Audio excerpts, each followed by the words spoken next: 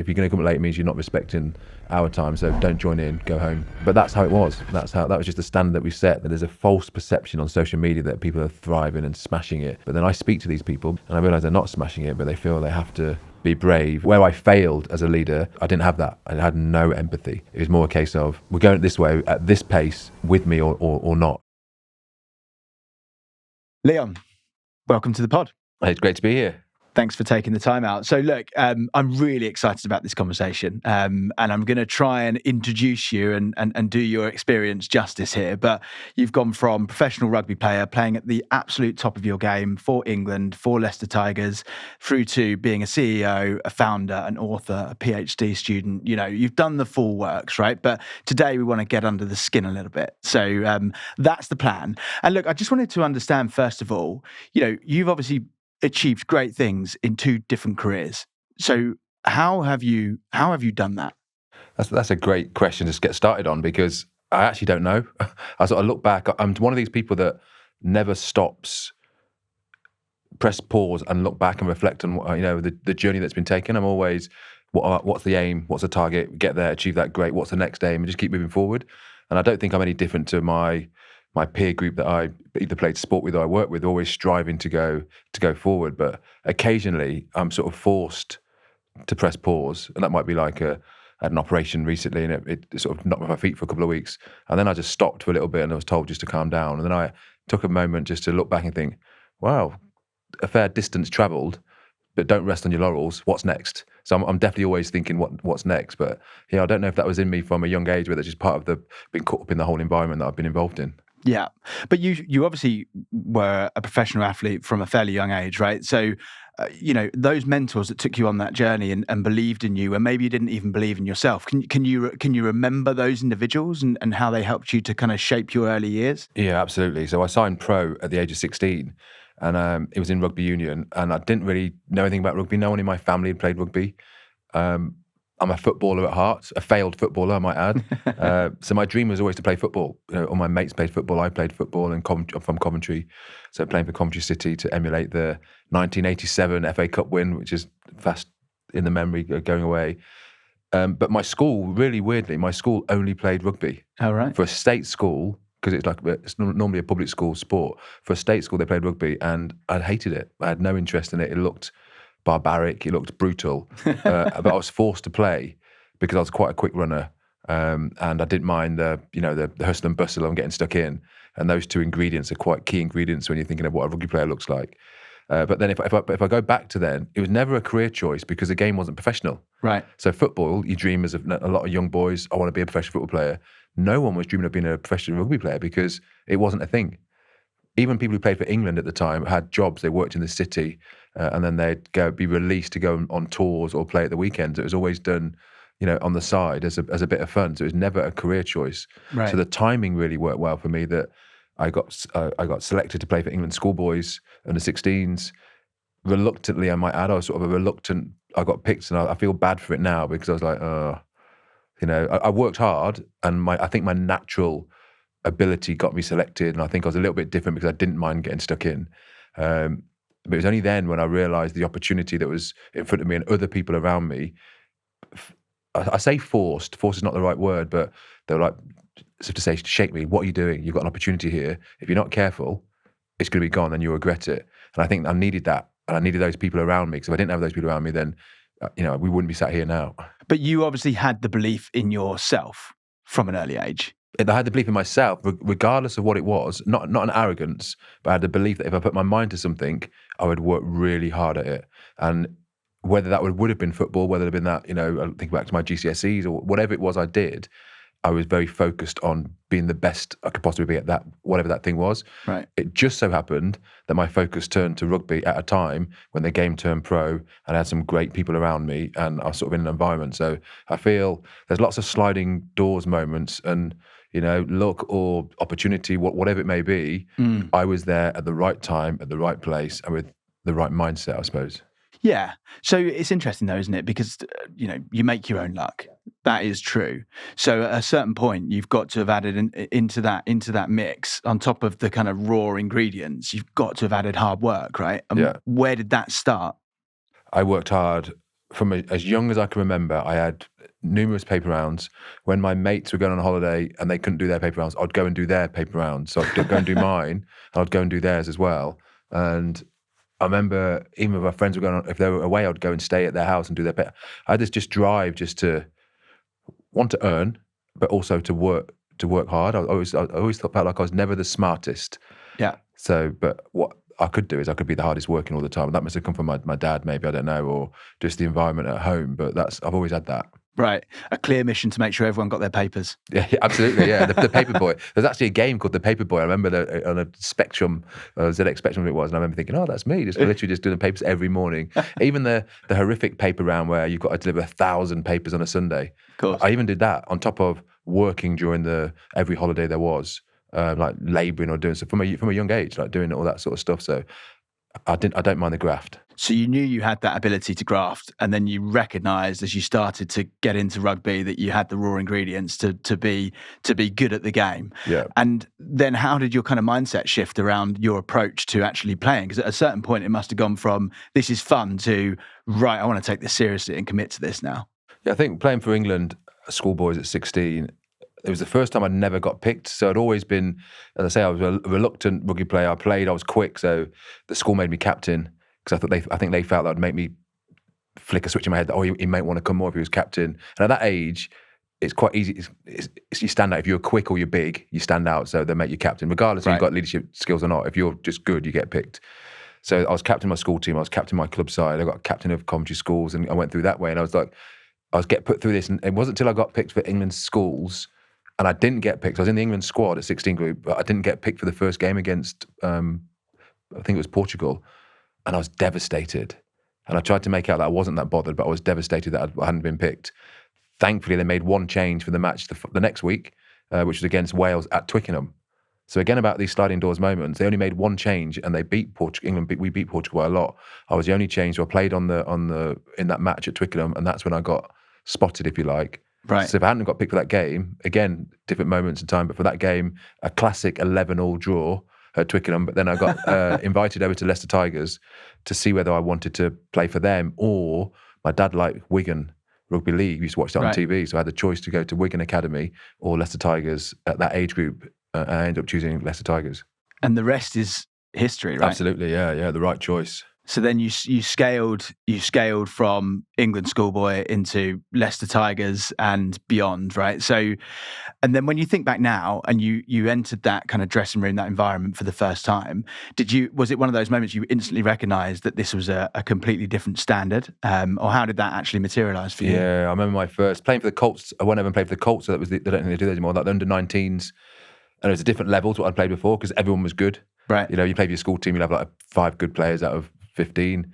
But when you go to a club like Leicester, which people are prestigious, you've got 12 good players out of 15, and then you don't stand out as much because everyone can do what you can do. Right. And then I got picked to go and play at the age of 17 for the first team, and it was a warm-up game against Rugby Lions, and no one knew me in the team. I was a last-minute introduction because a guy called Tony Underwood, who played for Leicester in England, he was injured, so I stepped in at the last minute. Right. Again, right time, right place. He was injured.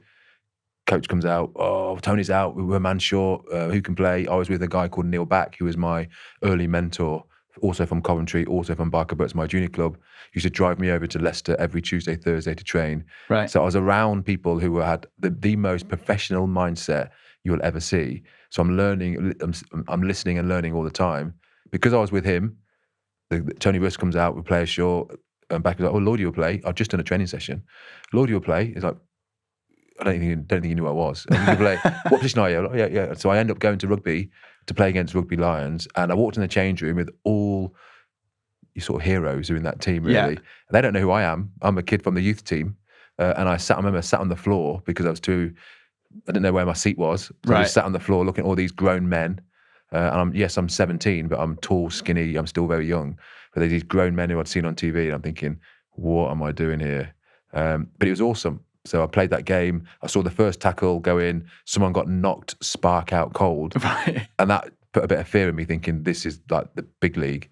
And then I got the ball and I managed to score a try, running through fear. And that was really me sort of landing, or put my head above the power pit to say, hi, if anybody else gets injured, I'm a useful substitute to step in. Wow. And I think that's when they saw that, coupled with the fact that I used to train with Neil Back and Martin Johnson who were they're club legends now, but at the start then they were still then anyway, like England World Cup winners eventually. But I would train with them and do additional training as a young 17, 18-year-old. So people could see that I'd do the extra. I'd go and do the extra. So that sort of fast tracked me. Yeah, right. So it's that work ethic that really made you stand out.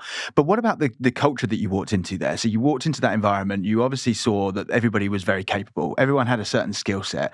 What was the culture like? What separated that from the England schoolboys environment, where I guess everyone was still very capable, right? Yeah, I think the culture then was different because the game was amateur and people were trying to figure out what did professionalism mean. Is it still the same but you get paid? Okay. They didn't understand the difference in nutrition and and sleep and rest and all those things. So it was just like people got paid. So I think the sport itself was figuring itself out. Also, the dynamics had changed because I'd come into a very historic club who was successful, and it's one of those clubs at the time where if you hadn't played 50 games, you weren't really allowed to speak. Literally. So as a young kid coming in, you're sort of fearful of making a comment or contribution. You sort of got to earn your stripes. So it was very quiet, and I was the youngest by quite a good few years. And then as the game turned pro, we got an overseas coach and a guy called Bob Dwyer who'd won a World Cup for Australia. Yeah. He was big on introducing younger players. So all of a sudden I wasn't the youngest in the side. Some of the younger players are coming through. The Lewis Moody's and Jordan Murphys are coming through. And then the dynamic changed. Some of the older players left and some of the younger players coming through. And it's all of a sudden that, actually, these guys can have an opinion, can have a comment.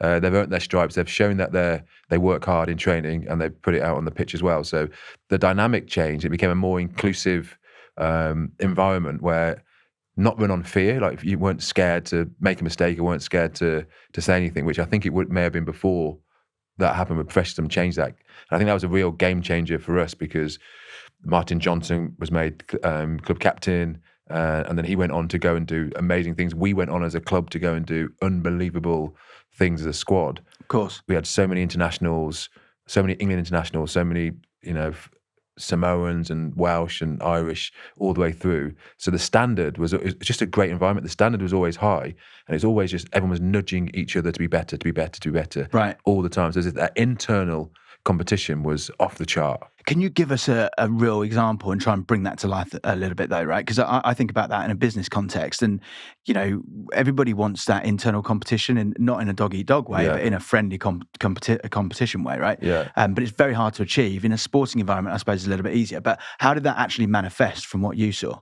Well, it was properly dog-eat-dog. Right. It literally was like it used to be called the possibles be the probables. Right. So the team who were in the team versus the team who have not quite made it. Okay. I'm glad they stopped that because you've got two teams going against each other, knowing that if someone gets injured, you're in that shirt. Okay. The psyche behind that is not, is not healthy. No, it's not. But if I give you an example that our Wednesday morning defence session was harder than any match that we'd play on a Saturday, right, that would give you a little bit of an insight into how brutal, how bone on bone, how like physical fights would happen in those training sessions because it meant so much to everybody. Everyone wanted the shirt, right? And people had the shirt and were like, well, I'm not going to let off a little bit because it's my shirt. I'm holding on to it.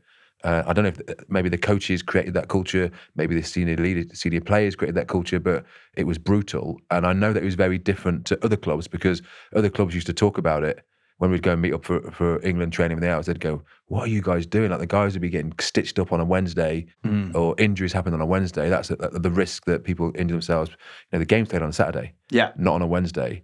But what we learned was if you put it on a Wednesday, you get through Wednesday session, we are ready for Saturday. Right. And it sort of brought everybody really close together, but it was hard. And I look back on it now, and I didn't know, you don't know what you don't know, and I'd never been involved in any other elite environment, so I thought that was normal. Right. I look back at it now, and there was some great players that were in and around the squad at the time where that environment didn't suit them.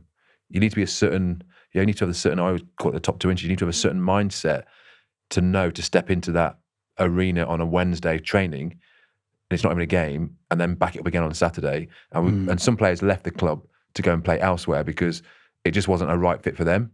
Which was fine for us. We had a mindset of like, FIFO, fit in or find somewhere else to go and play.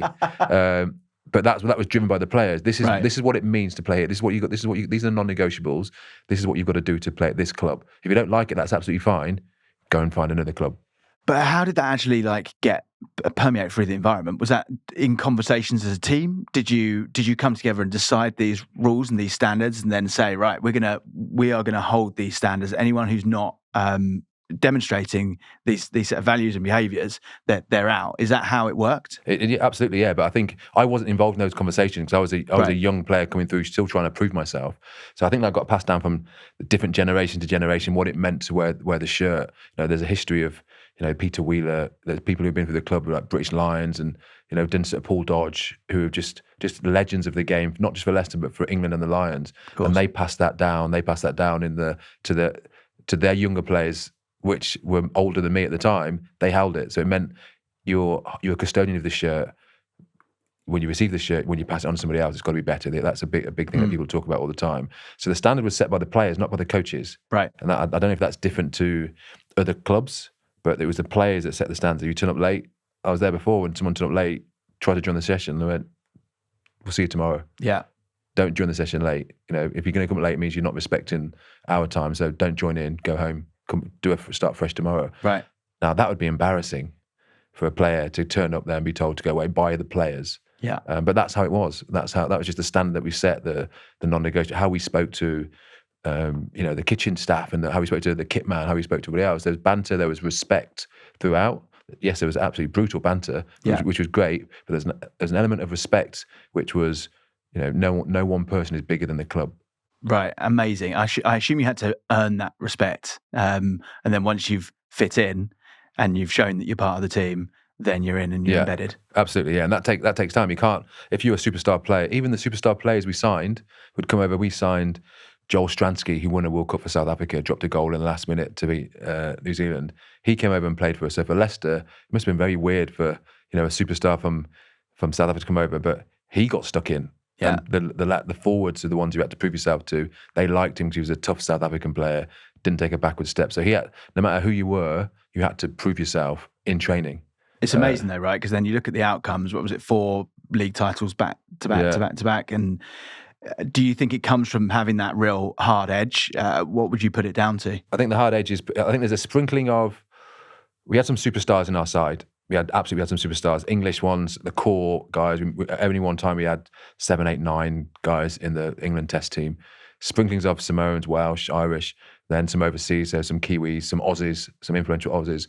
But I think really, if we look back at it, the glue that meant that we sustained success, because anyone can win the cup once, a good run of matches. But the sustained success with the young lads coming through who desperately wanted to get their chance. So what that means is when the internationals are on, the players would go away to play for the country. Of course. The national side, the younger lads who are on the fringe get their chance to step in. And it was like, this might be my only chance this year to get a game in the first team. Don't mess it up. So the lads would play in that game. The bar would it wouldn't drop. The bar sometimes would go a bit higher. Right. So the guys who were away on international duty, who were the superstars, if you like, they would come back, and the guys have not only held the fort, but actually would nipping at their heels. So they would always come back, which was awesome.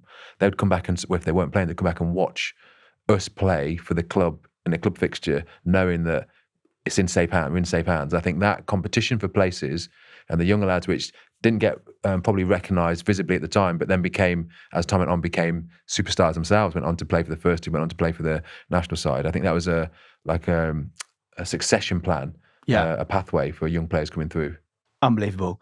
And so tell us about your role within this. Obviously, you developed leadership skills through this process, I assume, but what role did you play in the dressing room? So I was a bit weird because I was sort of caught between 2 eras. Everyone, when I was playing, thought I was 5, 10 years older than I was because of the way I was introduced. I left home at 16. Mm-hmm. I went to live with Martin Johnson over there. And so I was always with Jono and Backy and Graham Roundtree and the guys training, doing other stuff. But people my age, so I mentioned before, the Lewis Moody's and the Jordan Murphys, they were at university, living the student life, doing what students do and having a few beers and playing. I was not like that. I was training, watching my diet, watching videos, just doing all the stuff like someone who was 10 years older than me would be doing. So my peer group always put me in a category that I was older than I was.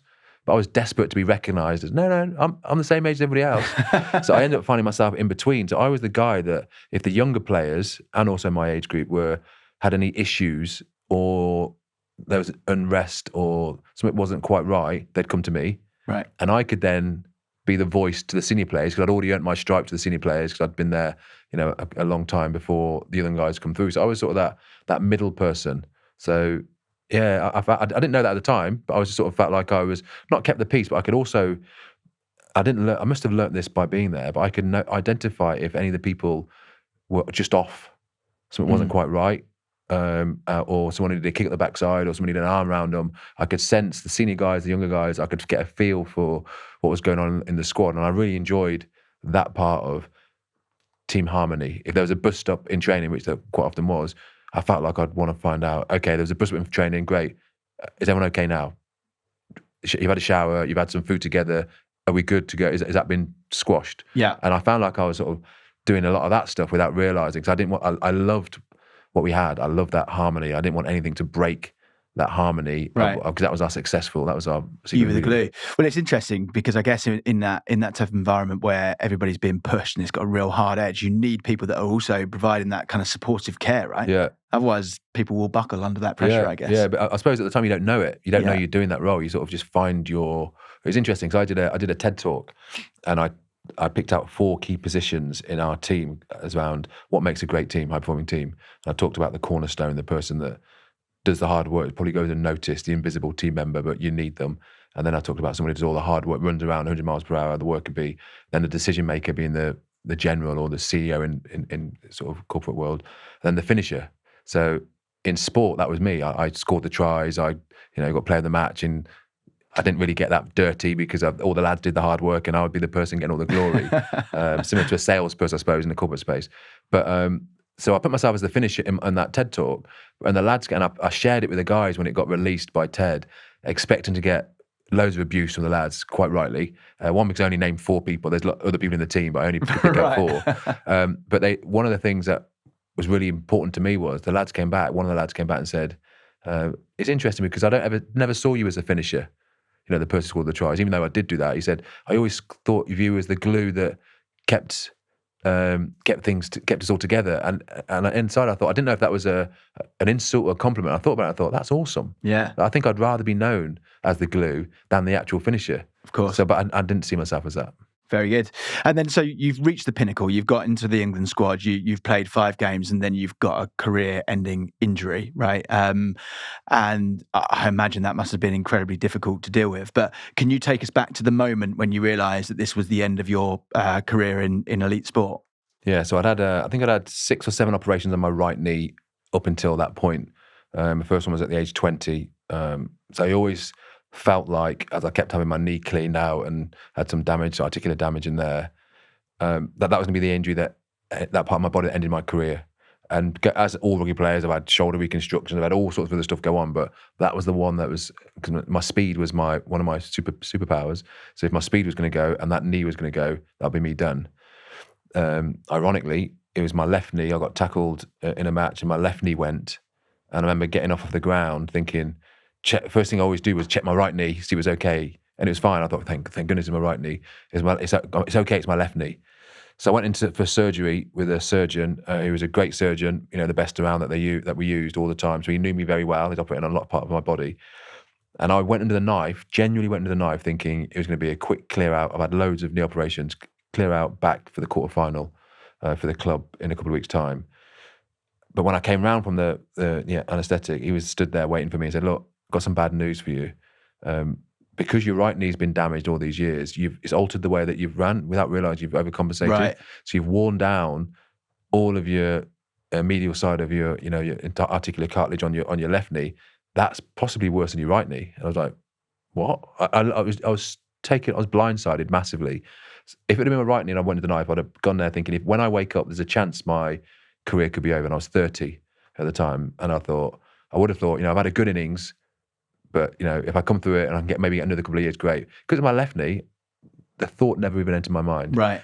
My mind was on quarterfinal. And to come around and have that news, I was devastated, to say that I was broken. Yeah. Because I thought I was in that state of denial. I talk about this a lot, about the 7 stages that the grief that you go through. I was massively in denial for a long time, where I went and got second opinion and a third opinion. on that knee, and that all the results came back and said no. Well, the thing is, you've worked your whole life up until that moment, at least your whole adult life, to get to that point in your career, right? Yeah. And then in a second, it's gone. It's gone, yeah. Completely out of your control. And I wasn't, I wasn't naive to the fact that we will have to have other jobs, and at some point we're going to have to do something else. Because when I had first in my knee, that scared me. So that's when I switched onto my business brain, if you like, and I went to the club and I shadowed the CEO at the Tigers. I worked in the ticket office during the off season when all my teammates were out in holiday in Mallorca or Ibiza, wherever they were. I was working with a groundsman, or working in accounts, just so I could learn business. And because I was scared, I was genuinely, what would I do if I couldn't play rugby? Because I left at a young age. So I got my love or my understanding of business from shadowing people, and all my mates were taking the mickey at me, saying, "What are you doing? Right. Why are you doing that? You don't need to do that," because it wasn't a financial thing. I didn't do it to get paid. Yeah, I did it to try and learn which areas, if I do get injured and my career's over, what am I going to do? Who am I when I'm not wearing? So the kit? You were still playing at this point? Oh yeah, so I was early 20s. Right. Okay. Yeah. Oh, interesting. So you'd already started planning ahead anyway. Yeah, I was planning for a plan B if anything went wrong, and no one really planned for plan B back then, because as I mentioned earlier on, rugby hadn't been professional, so most people who had played had a career before the game turned pro. So when it turned pro in 95, 96, when my age group came in, when you get signed from school or university, you hadn't worked in a bank, hadn't worked in insurance, hadn't done any of those jobs, so you didn't really have a career to fall back on. Where the older guys, although most of them probably didn't go fall back on that, they knew they could have that because they've got experience and life skills somewhere else. For us youngsters coming through, it's scary. It's more like the football world. Or the money world. Sadly, the money's not the same as the football world. It's more like the football world. When you're out, you're out. Yeah, right. And you've talked about that athletic identity that you have before, right? But then you're kind of back to square one. And despite the fact that you've got these early learnings from the shadowing that you did at the club, how do you then pick yourself up from that moment? What did you do next? I was blindsided. One, I was blindsided by the fact that my knee ended my career. And then two, I felt like I'd prepared as best as I possibly could for life, after sport. The thing that I was blindsided by, which I hadn't taken into consideration, was that camaraderie, that being part of a close-knit group of people where the trust and the focus was all there together. I read all the stats and research on the NFL and Premier League football on divorces and suicides and bankruptcies and all these things which you can control if you put the right support around you and the mechanisms in place. What I didn't think about was athletic identity. So I was always Leon, the rugby player. I was never Leon, the dad, the brother, the husband, the non-exec director, the charity ambassador who plays rugby. Right. I was always Leon. Even my parents would say, I've got one brother, two sisters. Oh, your son? Oh yeah, Leon is the rugby player one. So then when you take away that label, that identity, and you realise, well, who am I? What do I offer the world? My family. We just had our first daughter, and it was a real tough time trying to figure out who I was, what was my purpose. Because when you retire, naively now, and I think back, you sort of think you retire all together. The lads will all retire together. We'll go and play golf and we'll do this, and we'll set a business up together. We'll do this. But you retire on your own. Everyone retires at their own time, and everyone's at different stages. Everyone has different needs. So you're on the outside looking in, and the team, quite rightly so, I've got a big game at the weekend, so they're focusing on that. They've got no time to focus on somebody now who can't help them be better. So you sort of, on the outside, you're a distraction, and you don't want to feel like a distraction, but you're on the outside now, and everybody else is continuing. And I felt, I never wanted the team to lose, but I wanted to know that it didn't feel the same without me being there. Right. But it does, because over the years, people had retired, and I went through this guilt period, thinking, I remember when other people retired, and I'd be like, all right, John, sorry to hear about the news. Good luck with whatever you're doing next. Big game at the weekend. Focus on the game at the weekend. Off you go. Yeah. And then I sort of reached out to a load of my teammates who had retired before me and apologised. I was saying, was it like this for you? Like, yes, it was. Yes, it was. They want an arm around them or a coffee or something else. But until you go through it, you don't really know what you're going through. Yeah, I can imagine. Well, especially now, I suppose you didn't have WhatsApp groups back then. Yeah, of course. But at a certain point, you're going to get ejected out of that WhatsApp group, right? That's got to be a brutal moment, I would imagine. But Leon has left the group. Yeah. But so, and then you wrote the book, right? There was a bit of time between them because wallowed in self-pity for a little bit, trying to figure out what we're living in Cheltenham. I'd left Leicester, I'd signed for Gloucester, so we're living in Cheltenham. So I was coming to terms with being a dad of a daughter living in a place which we were new to. I spent all my rugby at Leicester, really. I only went to Gloucester for a year, then my career ended. So I weren't there long enough to grow roots. All the players there were a bit younger than me, so they hadn't really settled down. Not many of them were married or kids, so they're sort of still living the life that I'd lived before I'd gone there. So it's a bit challenging for my wife with our daughter. So we had to move back. We needed to move back to Leicester, where our friends were, who were the similar age, similar kids, just to get that support network around us. So it was tough. So I just didn't do anything for a year or so. I didn't tell anybody I wasn't thriving, because all my teammates knew that I'd shadowed coaches. I'd set up businesses whilst I was playing. Right. So the word on the street was, whenever Leon retires, he's going to be sorted. He'll be fine, yeah. And I'm going to go and get a job with him. I'll go and get a job with Lloydie. Right. So I felt like I couldn't tell them. Pressure there on you, I guess. I felt like I couldn't tell them that things weren't fine, and that I wasn't in a good spot, because everyone was assuming that I was. Right. So I just disappeared. I didn't go out. I didn't speak to anybody. I sort of stayed at home. And then what about when people did check in, though? Were you saying, I'm fine? Yeah, absolutely. Yeah, the perception, the perception versus reality. There's and I see it now when I see people, when people are retiring. That's a space I work in. There's a false perception on social media that people are thriving and smashing it. But then I speak to these people, because that's what I do, and I realise they're not smashing it, but they feel they have to be brave and put on that not until more recently, where people now have been really open and honest around how difficult it actually is, and the support that's around there. It was a bit of a taboo subject before. Now people speak openly. Thankfully, they speak openly about the challenges and what can you do before you finish. Yeah, before that comes, so you can make a bit more of a softer landing. Yes, but tell us about the role that you've had in bringing that to the forefront, because you've had a significant role in that. Yeah, so I ended up writing a book. I was approached, because I did a lot of stuff with the RPA, the Rugby Players Association, helping younger players think about their skill sets. Because again, because I went and shadowed the CEO and everything else, were like, that's unusual. So I got featured in lots of programs and magazines around, I was an anomaly at that time. Not now. I think a lot of people do it now. So I was asked to go and speak to different academies and, think of the bigger picture. The chances of you all making it and living your dream, slim.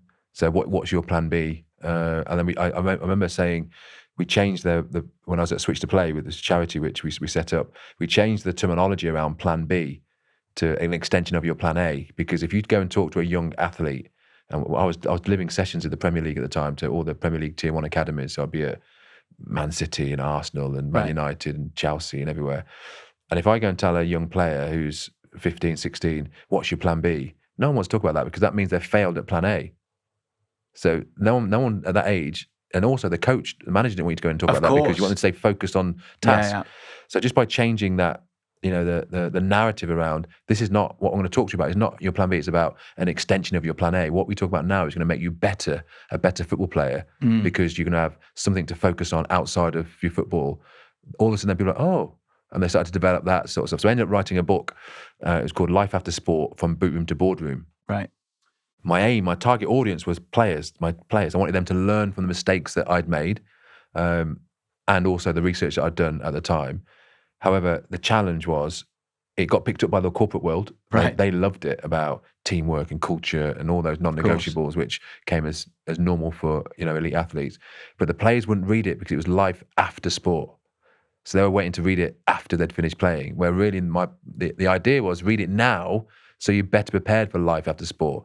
In hindsight, I would have called it life outside of sport, because then I think more people would have been more less reluctant to be seen reading a book about life after sport. You don't want people to thinking, what are you thinking about after? Why are you thinking about that? Yeah, because then it wasn't a thing. But yeah, that's hindsight. And so when you did the research for the book, what was your kind of key reflection point? What was the biggest takeaway for you? There was no research on rugby union, right? Because the game hadn't turned pro. I was one of the first really to, as a full professional, to retire without having a career behind me. So my research is on NFL, Premier League, NBA, and those stats are horrific around the percentage of players that succeed from academies to go through. But I didn't want it to be doom and gloom. I wanted to paint a positive picture, inspiring, around what does make it mean. Did you make it? Well, make it for some people is very different to others. Like making it, is that 100 caps for England, or for your country? Or is it 100 caps for Leicester? Is it to play for Leicester once? Is it to have a career, longevity? So making it meant different things. And at that point, had you made it in your mind? No, absolutely not. So my dream was as a kid, was to score the winning goal for Coventry City in the FA Cup final. Right. That was cruelly snatched away from me by not having football ability. I blame my parents. So then my dream is to score, the winning try in the World Cup final in rugby. So I went to the World Cup in 1999 in the squad. I missed out on the squad in 2003, where, 99, no one remembers that because we lost in the quarterfinal to South Africa. In 2003, everyone remembers that quite rightly. We won that squad, and I was quite a couple of injuries away from, which sounds like it's quite close, but a couple of injuries is not that close really from getting to that squad of 30 that went there. So I was devastated, along with lots of other people who were on the periphery around that time. Really chuffed for my mates. I'm proud of my mates that went and did it and won it. And 7 of my Leicester Tigers teammates went to the World Cup and won, which was awesome. But that left a massive hole in my, right, I still got a chance to win the next one. Yeah. But then as you get older and you realise how hard it is, how more people have not won a World Cup than have won the World Cup. Yeah. I have a keynote which I talk about. We've all got a World Cup in us. It's not necessarily lifting the Webb Ellis Trophy World Cup, but we all have to find that thing that we're driven towards achieving. And I had to just redefine what my World Cup moment was. And that was, I thought, I can't win it now whilst I don't play rugby. So what is it? And that's when I think that might be, if we go back to the beginning when we talked about the drive, the inner drive that I have, is like I pick things and then I stay focused and I work on them. And I thought, okay, well, my World Cup moment now, no one in my family has been to university. No one had played professional sport before, so I was okay with it. But no one had been to university in my family. So I'm going to go and get a degree. I'm not going to get a degree. I'm going to get a first-class degree. Right. So I probably came out and said, I didn't even know what that meant. I didn't even know what that meant. I didn't know how hard it was. In my simple brain, I knew you had to get 70% to get a first. And I thought, common sense is going to get me 50%. Right. So I thought I was quite a relatively common sense, smart guy. I didn't realize there's naivety. And I probably came out because I thought if I probably come out and say, I'm going to get a first-class degree, you're going to do people will hold me to account. Yeah. So I did that. Oh, it's a big mistake saying that because it was so hard. Because I had to learn how to retain information and study, and it was distance learning. So it was tough. So you went into academia purely because you wanted to do something that no one else in your family had done before, and that kind of set you on a new path, and you needed a new purpose at that moment. That was going to be my World Cup moment. I felt like when I got a first-class degree, I could stand shoulder to shoulder with like Martin Johnson and Lewis Moody and Neil Bell and the guys, and they'd look at me the same. Not that they looked at me any differently, but inside, I felt like they did. Yeah. And I only revealed this to them later down the line. They were like, they think I'm mad for having that. But it worked for me. That was my driver. Right. So I went and did it. And I worked really hard. And to the point where I wasn't the smartest. Every time I had a module, we had 8 modules. I was working at Switch to Play at the time. And I had loads of academics around me. I had to work really hard. So I'd write a module, I'd pass it to one of my academics and ask them, can you go and red pen it and tell me how I could improve it?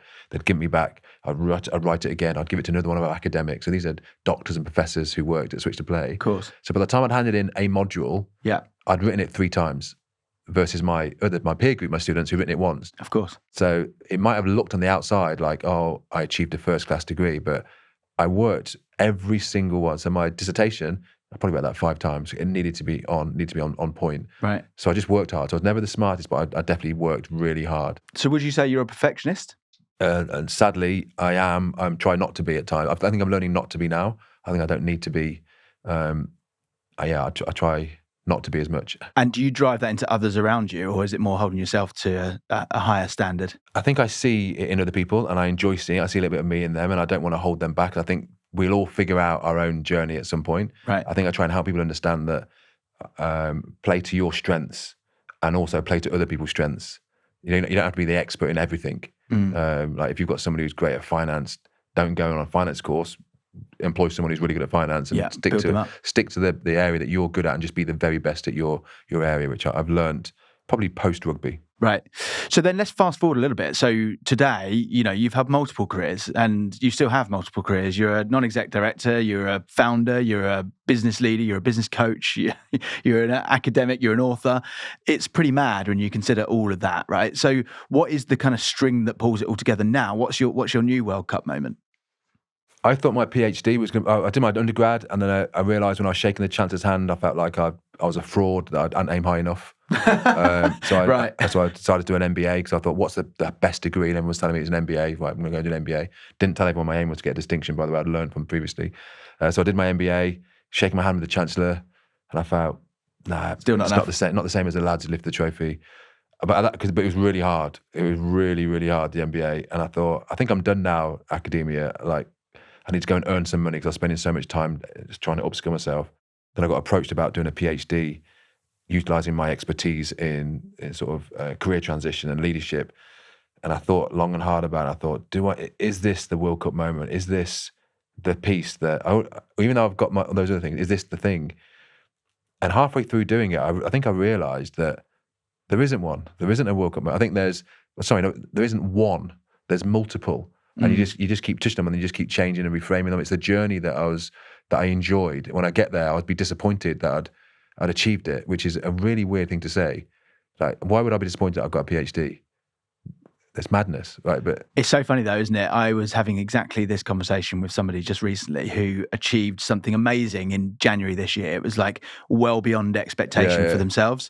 And we're now in April and they were saying, I feel like it's all a bit monotonous now. Yeah. I want that to happen more often. And I'm like, yeah, but that's an outcome of years of work, right? Yeah. You're not going to have that all the time. Now you've got to be working towards the next one of those. It could be years down the line. I think it's called the hedonic treadmill, isn't it? I think I did some research on it that would help me understand to press that pause. Because it's no good me telling other people, like, you practice what you preach. Right. And a hedonic treadmill, when you're on that hamster wheel, you just keep going and going to it. You've got that one thing you're aiming for. When you get it, you notice that other people have got it, or the feeling of that joy is temporary. Of course. And then you realise, oh, I've got to find something else. But it's understanding that you're on that is really important. Otherwise, you just don't get any satisfaction.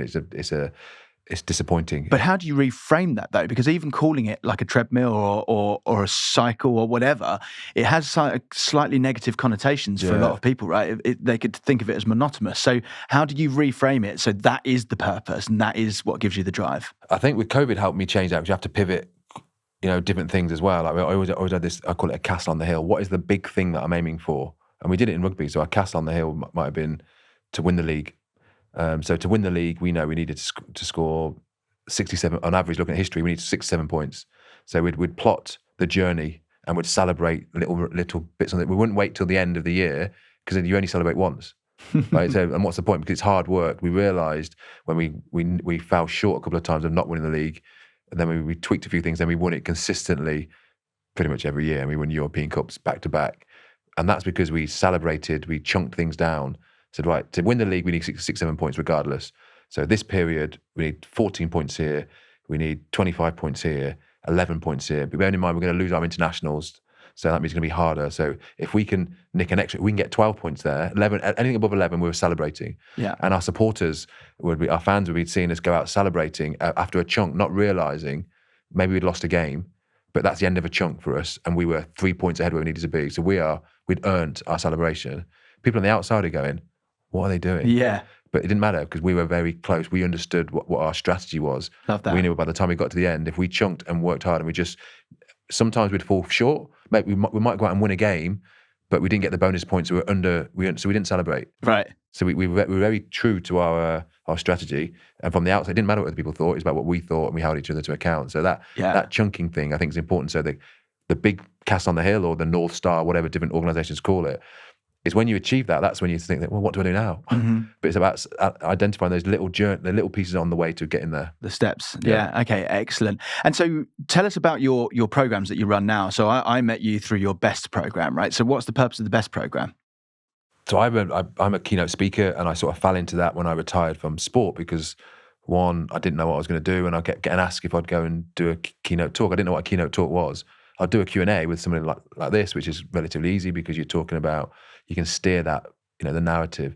A keynote is standing on stage for 40 minutes by yourself, and people looking at you. I'm like, I definitely can't do that. Even the thought of that would make me feel a bit funny. Then I realized the money that could be generated from doing that. I thought, I might give that a go. So I started doing it, and I learned and got things wrong, and I fell over. But again, my same mentality is, if you're going to do something, I want to be the best. I want to do everything I can. So I'd do it, and I'd crave feedback. I'd get feedback all the time. So I'd sit down and say, what went well? What do you think went well? They'd tell me. I said, what didn't go so well? And there's an awkwardness going, no, we thought you were great. I went, I wasn't great. I give myself a 6 out of 10 for that. So where areas do you think I could be better at? And I learned from the different talks and different feedback how I can improve to a point where I still do that now. Even if I get a 9, personally give myself a 9 out of 10, very rarely do I do that. But I'll also ask, where do you think I could improve? If I was doing it for you tomorrow, well, how could I improve? And I think that drives that mindset in me. So then people are saying, well, how do you get into that career? So we set up a business to help people become keynote speakers. Right. So it started off initially was helping those people who've got achieved amazing things in sport, in the military, in business, in academia, who wanted either a side hustle to go and earn income either now or prepare themselves when they transition out of their careers into something else, or just wanted a career change. People who had achieved the top of their North Star and wanted something different. Yeah. So we did that with some amazing people, helping them achieve their goals. And then we stumbled upon, we recruited people from some big corporates like sort of Allianz and Microsoft and Grant Thornton and Lotus and those sort of organizations.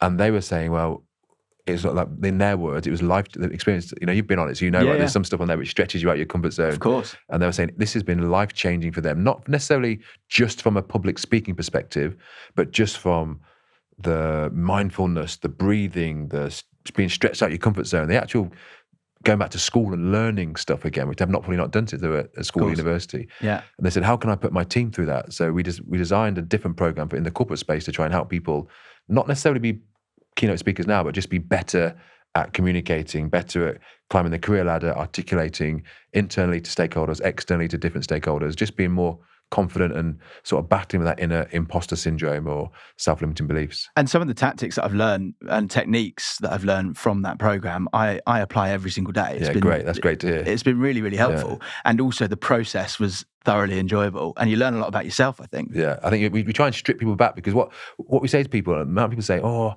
I haven't really got anything to say. Why would anyone listen to me?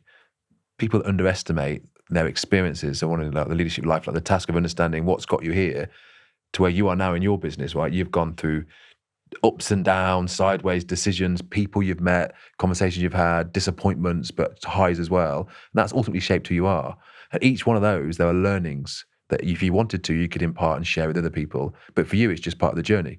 So we help people understand what they are. One, it helps them understand, actually, you can pat yourself on the back and think, I'm actually doing all right to get here. I'm not finished yet, but also I can share that knowledge with other people in their teams and I can help improve them and we can all go forward. So I get a real joy out of, I've sort of assembled a great delivery team of people and I can step back and watch other people who are already high achievers who come on the program realize something about themselves which they probably haven't seen for a long time, and that they give me credit for it, which I love. I absolutely love, and I won't say anything about it, but it's not me. It definitely isn't me. It's a delivery team just tweaking little bits. It's all in the individual. So I'll gladly take credit for it, but it's definitely not me. It's other people. It genuinely is a fantastic experience. And I think about your kind of day to day now or week to week. It must be crazy, right? Because you have so many different things going on. So how do you actually balance your time, and what gives you that drive now to do all of those different things? Yeah, I love it. I realized when I played sport that when I had a business, and I was playing for the Tigers, I was running a concierge lifestyle business at the site. I needed that release. I would struggle just doing one thing. I like pressure, and I think pressure is good. Different types of pressure, different types of stress. I think controlled stress. But no 2 days are the same for me. Like this morning, I was with guys, from doing some work with some guys from UK Special Forces, and I'm preparing for our next bespoke speaker training program next week. And so I'm always working with. Probably the consistent theme is I'm always working with great people who want to be better and high achievers. So every day, regardless of their background, I'm always with those types of people. So yes, I try and help them get to where they want to get to, but I'm also learning from them all the time. Like I learn from my experience working with you. You may not be aware of that, but I'm a bit of a sponge, and I like to listen to how people try and solve problems, or if I can help people, I put them together and I sit back and I listen. So I'm always learning, and I've managed to create, I don't know, like I suppose a job, or not even a job, because it didn't feel like more of a career around helping other people achieve their goals in lots of different areas. Amazing. So I guess you're uniquely positioned to answer this question.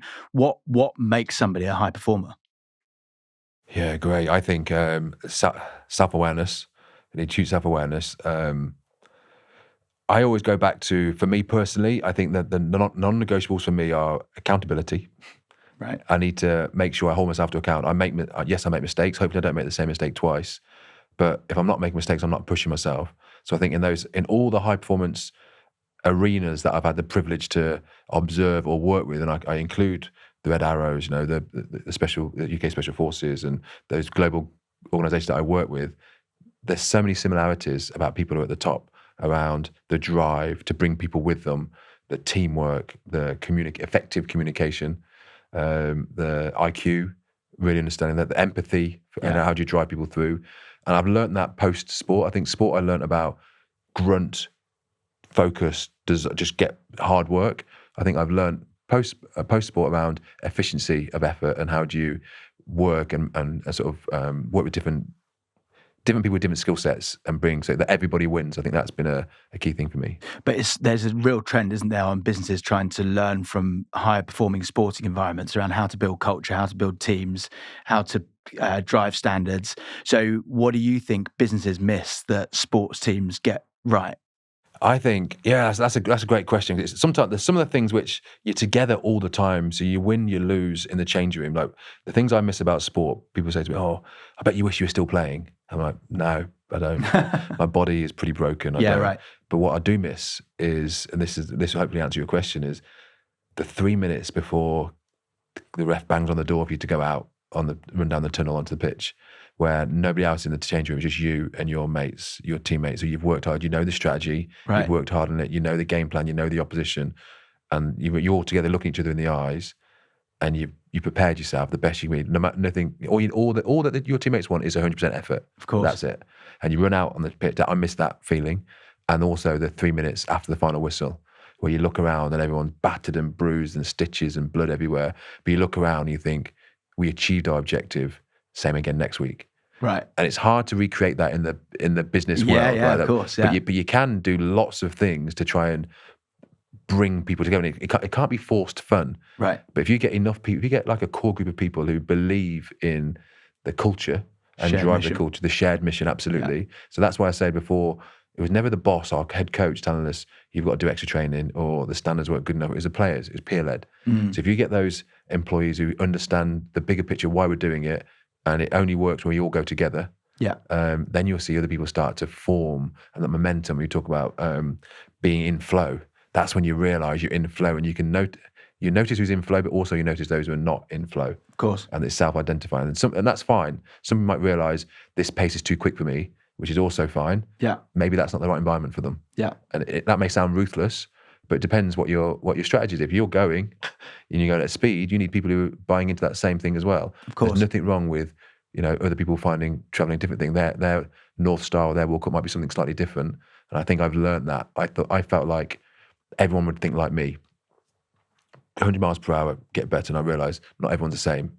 People have got different motivations. Yeah, but you have to balance a bit of patience and a little bit of empathy with a little bit of, well, come on, now's the time to do it, right? Yeah, and that's where the leadership. That's where the leadership part comes in, right? Yeah. So that where I failed as a leader when I got my first job was I didn't have that. I had no empathy. Right. It was more a case of we're going this way at this pace, with me or not, with me or against me type attitude. And then when I realised that when it wasn't working, in a non-arrogant way, I was looking around thinking, well, it's not me. Yeah. I know this system works because my career, and I've got some trophies that show that this is a winning mindset and a way of going forward. Right. What I'd not been exposed to is there are lots of different ways to be successful. So I needed to learn that. And it's interesting when I asked you that question that self-awareness was the first thing that you said. And you have to have that self-awareness to be able to do that, right? And actually change tact and direction. Absolutely, yeah. And that's definitely for me, it's a learned skill. Right. Which I wouldn't have had. And when I speak to the guys now, I say I've been on this 10, 15-year academic journey of lots of self-reflection, and I transport back to see my teammates. They look at me and think I'm a completely different person to how I was back then. And then when we have conversations and we argue about, how we were successful as a team then, would that same mindset and mentality achieve the same level of success in today's game? I would say absolutely not. Right. But they would say absolutely would. Really? Because they've not done the stuff that, the deep thought, the deep reflection that I've gone through and looked at how, the empathetic route to doing it, because, Of course. and I get it, because they've got evidence and data that shows that how it was done before is successful, but the environment changed, the landscape has changed, so you have to adapt to the landscape.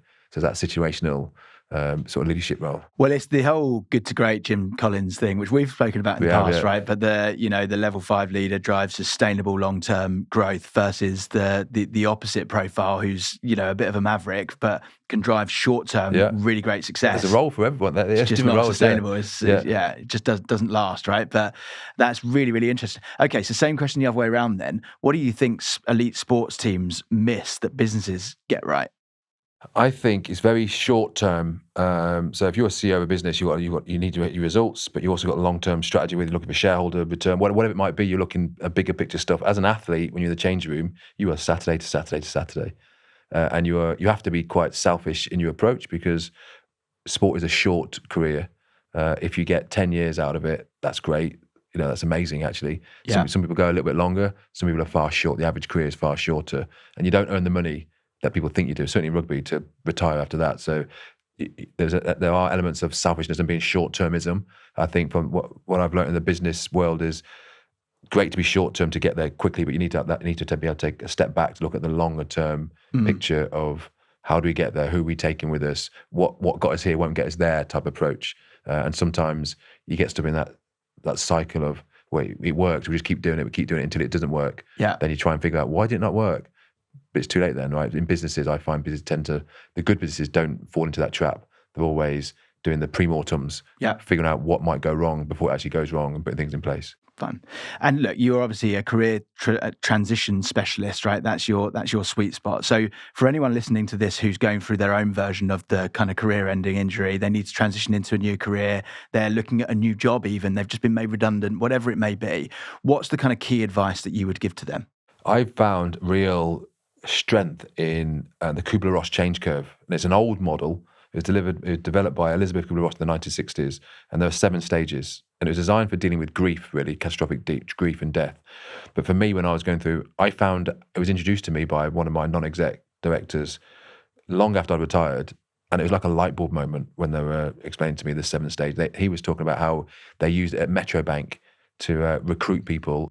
That it can be used in so many different ways when you look at yourself and take yourself out of the equation and look back at it and sort of just map through where those stages are. Right. You can put that ahead of yourself and look at that and write it down and go through it.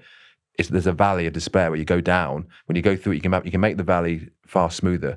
The aim is not to remove it, because you can't remove the steepness because you're leaving something. But what the aim is to try and make it far more shallow. Right.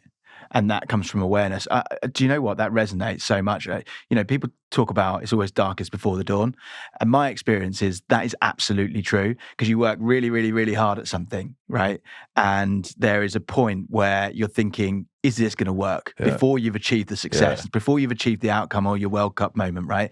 But you're thinking, is this going to work? Now, the people in my experience that are able to push through that often then do get to their own version of that World Cup moment, whereas so many people, most people I would say, actually stop just before, right? Which is crazy, isn't it? It is, but that's hindsight. You never know, really. You never know how close you actually get. But how did you, when you were kind of waking up every day, when you were in that zone, how did you kind of get through the day? What was your mindset? It was horrendous. Genuinely, like I drank Baileys. You remember Baileys? Baileys? So I was there. I didn't want to see anybody. And my daughter was like, she's just newborn, and we're in Cheltenham, and I used to sit at home. I drink Bailey. I didn't train. I was in like a real slump. Right. And yeah, it was a real difficult time. And thankfully my mates could see there's a change. Like, they'd invite me to things I wouldn't go. I'd make reasons not to go because I was down in Cheltenham. They were back in Leicester. And then I got offered one of my mates, Lewis Moody. There was a job come up at Oakham School. And he said, mate, this is a great job for you. It's networking, it's traveling the world, it's doing this, that, and the other. I'm like, nah, no interest in doing that, because it was a public school. I didn't really have any much knowledge of public school because I didn't go to one. And he convinced me to go for the interview. And it was so hard. I'd never had an interview before. The interview was for a paper round when I was 13. The interview blew my mind, a full day of interviewing it, presenting to the board of trustees, and it was about fundraising for scholarships and bursaries. And they ended up offering me the job. It was in 2009 after the massive credit crash in 2008. And because I thought differently to the other candidates, if you like, I was thinking outside the box because I'd not come to that typical path. they gave me the job, and it was awesome because it gave me, I was there for 3 years, and it gave me 3 years to learn. I learned about how my leadership style needed to adapt and change because not everyone wants to be the best. Of course. I learned that. I learned how the skills that I could take from sport into that world. Yes, it was into a school, but it was. I was so grateful for the headmaster and the trustees who gave me that role because I was a wild card choice for them. Right. And that's what got you out of the slump. Absolutely. Moved us back to Leicester, out of the slump. I had a purpose. Yeah. It got me getting out of bed in the morning. I started training again. I was dreaming, I had targets, and I loved it. It got me out on that sort of springboarding. For me, my aim was I was going to do that job for 2 years, and it was working with all the successful alumni and parents, and trying to convince them to donate back to the school. Right. So in my head, I'm thinking, okay, if I do a good job here, somebody who's successful, who I'm talking to, are going to recognize that, and they're going to offer me a role. Right. They're going to headhunt me out of this place. So I thought I'm going to work hard as I can for 2 years. So I worked so hard for 2 years, and like on the dot, I'm thinking after 2 years, I'm like, well, surely it's going to happen today. Where's the call? But it didn't happen. So I carried on doing it, and it happened after 3 years. Right. So the thing I was hoping for came after 3 years, got headhunted out of there, went into a family office and ran the sports legend hospitality arm of that down in London, and that sort of spiraled and everything else. So, and the rest is history. Yeah, it worked. Wow, there's so many lessons in that, isn't there? Yeah. What do you put it down to? I guess having the right network and then saying yes. Network is say yes. The network is crucial, but again, it comes down to working hard. I did something that wasn't, I wasn't skilled in that area, but I knew about it. I just worked really hard in that area and upskilled myself. And people, like I make sure I recognize people. If someone does something good in my team, we didn't even talk about our team code or those little logos and everything else. Yeah. But if someone does something great in our team, I want them to know they've been recognized. People want acknowledgement. Yeah. And they don't always want. It's not always about finance, but that's good, or promotion, but just being recognized for the hard work you're doing. I try to make sure people are recognized. Yeah. And that was it. That was just a thing that I learned working in, because in sport, you do your job. Like, in rugby, you might do something great, but it's just part of your job. You pass it on to somebody else, they do their job. So no one pats people on the back. But I realized working outside, some people need to be patted on the back more. For sure. So I've focused on that bit. But some people listening to this conversation would think to themselves, well, you've been a professional rugby player. People recognise you. It's very easy for you to go and step into a new role or step into a public school, step into a new environment, right? People are going to back you. But they may not have that kind of privileged experience. So how would you advise them to kind of to develop the same ability to land on their feet? Well, it's there, right? It's in your head, right? Imposter syndrome is real. I have the same doubts that you'll have, that other people have, but you have a voice. You have a negative voice and a positive voice. And how do you silence the negative self-talk and just be confident and just be true to yourself? What are you good at? Find your superpower and work really hard on your superpower. What is your strength, whatever it is, and just be the best at that and be confident that no matter what happens, if you get challenged on that, that's you. And yes, if you're not making mistakes and you're not trying, but I get asked that a lot about, it's okay for you because you've done this. I'm like, well, I haven't always done this. I come from inner city Coventry. My path is so, not typical. I think with my schoolboy team, I was the only kid that went to a state school in that team all the way through. So I've sort of broken lots of barriers to get where I'm going to, but I've never seen that that's never been my aim. That's just been just the circumstance. And I've just worked hard. I'm not accepting excuses or doing stuff. I just work hard. If something doesn't happen, it hasn't happened for a reason, because it means something better is coming around the corner. I've learned that mindset, and not everyone has that mindset, and I get that, but everyone could have that mindset. Yeah. A lot of people who have that mindset probably forget to put the work in. Yeah, they expect. There's an entitlement piece there, but we all make a decision. I have a slide that I always use. Like every day we make a choice. And there's a picture of, and I've used my wife on it. There's a picture of a bus going around a mountain, and on the inside of the bus, it's staring at a gloomy inside of a mountain, like going up there. And on the outside of the bus is me sitting on the outside looking out, and there's a sunset in the distance. Right, so my wife hates the fact, because we're both on the same bus. Yeah, she's chosen to sit on the inside of the bus. That's a choice that she's made. Yeah, I've chosen to sit on the outside of the bus. Now, at any point, she can get up out of her seat and come and sit on the outside of the bus and enjoy the view that I'm seeing. But I could also get up and go. And sometimes I want to go and sit on the inside of the bus. I want to go and sit, head down, no one talk to me. I just want to get on with stuff. But recognizing that's a choice that I've made, that's the key. At any one point, I could change that by saying, today's going to be a great day. Or is today going to, yesterday was terrible, I can't believe it's Monday tomorrow. Or it can be, yes, Monday tomorrow, I can't wait, it's going to be a great week. Those little things, they're You choices. choose. You Yeah. make the choices and you can't blame anybody else. Yeah, I love that. That's so good. Okay, so we're into the rapid fire round. Right. So if you could change one thing about how businesses approach leadership development, what would that be? I would have said make it compulsory, but I think if it's forced, it might not work. I think I see lots of organisations that have their programs which are opt in, opt out, use it or lose it type of thing. I'll try and make it more fun, make it engaging, and understand that just because I work in sales doesn't mean I've got to go on a sales development. It might be something else, but we should always be learning. No matter what it is, just always be learning. I think the best leaders are the ones that learn all the time. So make it more accessible, but make it fun. Love it. And what's the best decision that you ever made? Going to Leicester Tigers and not going to Wigan Warriors Academy. I've been very fortunate. There's lots of things have happened for different reasons, and there's some things where I think, I try not to have regrets. I try to think things happen for a reason, and I make the best of it. I reframe things to say this happened. It's not great, but it happened because something's good going to happen, something else down the line. And I think that's sport that makes you do that. So I think I've been very fortunate a number of times, and I tried to surround myself with good people. Very good. What's your biggest regret? I would have said I got 5 caps for England, and on my first cap, I genuinely believe I ended up having a scrap with a South African player on my debut, which wasn't great, ended up costing us the test match. And I think I was tarred with a brush of someone who had poor discipline on the pitch, which is not true. But because you do it at that level, and you sort of tarred it, I genuinely feel that hampered my international career. However, I went on to write a book about resilience. I'm now in the career that I'm in now because of that. How do you bounce back from devastating times?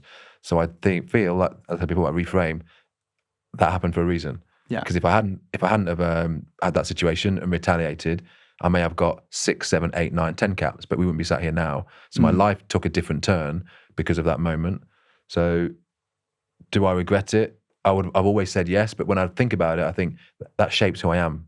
It's happened, shaped who I am today and the decisions I make. Would I do it again? Probably not. Yeah. But I don't know. It's a great example of learning from your mistakes, right? Yeah, absolutely. Amazing. And looking back, what do you think the most overrated part of being a professional athlete is? Overrated? I think there's a perception that, certainly from the rugby world, that the players get paid a load of money and they can retire happy. I don't think people realise it's not. It's an amazing job, best job in the world, but it's tough and it's short. And when the guys retire, they still got to get another job. So people think there's less sympathy for athletes when you see them, they're retired or they're going through a tough time. People say, what have they got to worry about? They've lived the dream. And I sort of get it, but it's not true. Right? It's tough, it's short. And I think there's a misconception around the lifespan of an athlete and also the lifestyle that they have. So I think that's a shame. Interesting.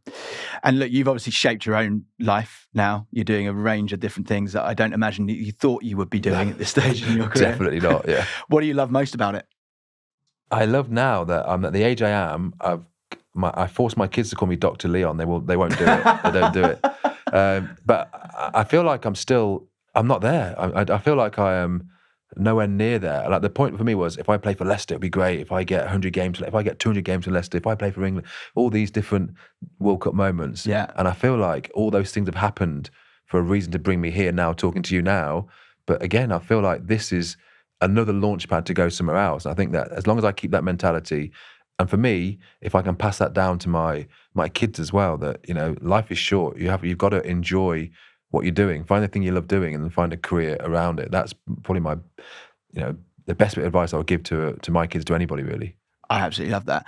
I always think we talk internally in at Curated about the big goal. We've always got big goals, right? We've got our kind of castle on the hill, and I always talk about being 5% of the way there. We're always 5% of the way there. But actually, for me, it's easy to think in that term because I love what I do every single day, and I have a passion for it, and it gets me out of bed in the morning. I think for others that maybe is less easy to understand, right? Because it's like, well, why aren't we moving forward? It's like, well, no, enjoy the process. That's the kind of mindset, right? But some people don't think like that. Yeah, true. You need to be grounded, I suppose, as well. Yeah. Yeah, and then last one. So, what's the one piece of advice that you would give to your younger self? I was so intense as a young player coming through, and I was fearful that I'd leave sport and I'd go back to Coventry and be a failure.